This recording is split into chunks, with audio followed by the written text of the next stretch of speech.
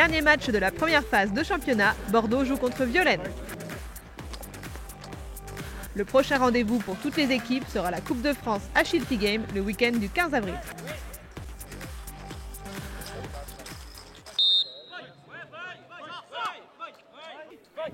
Arnaud Drion passe à Saluki, barrière droite.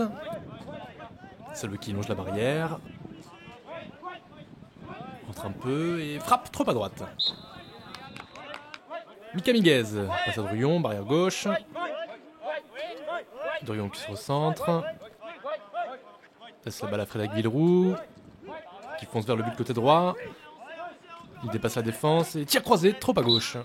Villeroux dans le rond central, dépasse à peine le milieu de terrain et tire. La frappe est peu puissante mais passe entre tous les défenseurs qui cachent la visibilité du gardien. But 1-0 pour le collectif bordelais. Le capitaine bordelais dans l'axe du but prend de la vitesse, tente d'éviter Mohamed Nadawi et frappe trop à droite.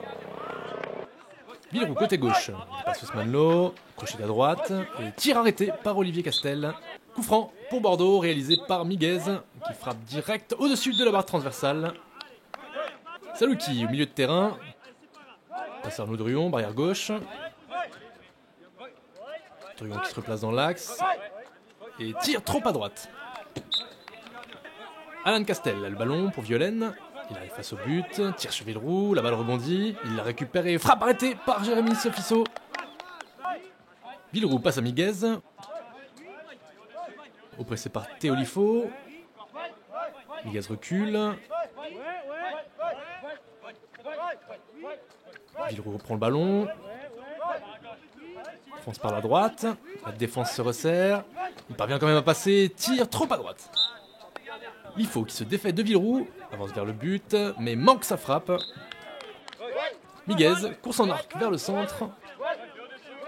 Son tir est stoppé par la défense. Villeroux récupère la balle côté droit et tente un tir trop à gauche. Corner pour Bordeaux. Drion passe à Villeroux, il est gêné par Nadawi. Villeroux reprend le ballon, feinte la défense, il se retourne et nouvel arrêt de Castel. Coup franc réalisé par Villeroux, qui parvient à trouver un trou dans le mur viennois, mais la balle atterrit sur le poteau. 2-0. Les Girondins terminent cette première phase en tête de classement avec 4 victoires. Au bord du terrain, les audiodescripteurs reviennent sur leur premier championnat de cécifoot. Ce week-end, on a essayé de faire de l'audiodescription pour les matchs de cécifoot. C'est-à-dire qu'on a essayé de rendre le spectacle accessible à tous, quoi. Donc pour tous les spectateurs déficients visuels ou tous les malvoyants qui faisaient partie des autres équipes qui n'étaient pas en train de jouer, on a essayé de faire des commentaires sur les matchs pour rendre les matchs vivants et pour qu'en plus de l'ambiance du match, les malvoyants spectateurs puissent s'imprégner de l'ambiance et profiter du spectacle. Ouais, impressionné par la qualité technique des joueurs, on ne s'imagine pas qu'on peut faire ça sans regarder, quoi. Notamment dans les conduites de balles, je crois que Paul ne me contredira pas sur la question, on était assez impressionnés dès le début par les conduites de balles. Ils arrivent à se trouver juste à la voix, ouais, vraiment esponté, quoi. Alors notamment David Labarre, le capitaine de Toulouse et de l'équipe de France, et ses fameuses roulettes et ses petites roucoulades. C'est-à-dire qu'il fait passer le ballon par-dessus sa tête et par-dessus ses défenseurs. Ça m'a impressionné, je suis resté estomaqué. Je crois qu'on a crié d'ailleurs avec Paul dans la cabine de commentaires parce qu'on était complètement stupéfait par ce geste.